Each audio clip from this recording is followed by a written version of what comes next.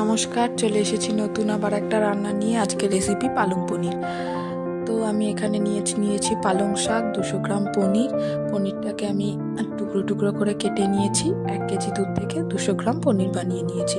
প্রথমে গরম জলের মধ্যে 1 চামচ নুন দিয়ে আর অল্প একটু খাবার সোডা দিয়ে পালং শাকগুলোকে 1 মিনিটের জন্য ভাপিয়ে নেব।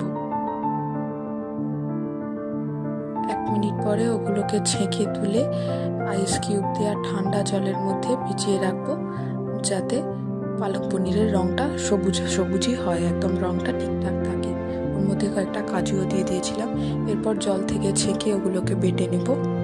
কয়েকটা কাঁচা লঙ্কা দিয়েছি আর দিয়ে দিয়েছি একটা টমেটো আর অল্প একটু লেবুর রস।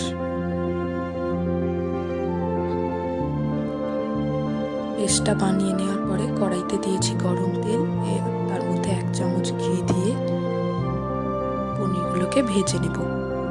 পনিরগুলোকে ভালো করে ভেজে নিয়ে অল্প একটু গরম জলে নুন দিয়ে তার মধ্যে ডুবিয়ে রাখবো, যাতে পনিরগুলো সফট থাকে।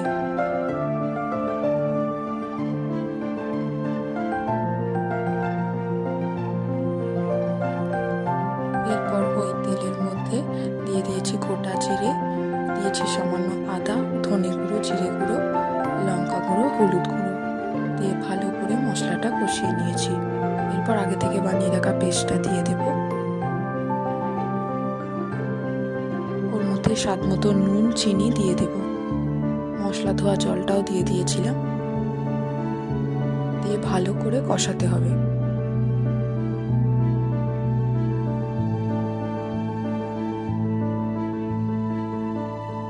নুন চিনির ব্যালেন্সটা আপনারা নিজেদের মতো ঠিকঠাক করে দিয়ে দেবেন।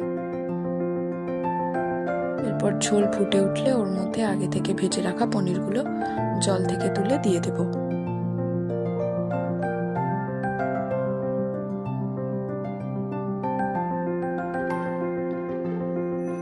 আবারও কিছুক্ষণ ভালো করে ফোটাবো। ওপর থেকে গরম মশলা ছড়িয়ে দেব। সব শেষে হয়ে গেলে কাসুরি মেথি দিয়ে দেব। রান্নাটা একেবারেই নিরামিষ, একবার শীতকালে ট্রাই করে দেখবেন, আর ভালো লাগলে অবশ্যই আমাকে কমেন্টে জানাবেন। রান্নাটা হয়ে গেলে ওপর থেকে অল্প একটু বাটার দিয়ে চাপা দিয়ে রেখে দেব। রেসিপিটা ভালো লাগলে অবশ্যই লাইক করবেন, আমার চ্যানেলটিকে সাবস্ক্রাইব করবেন।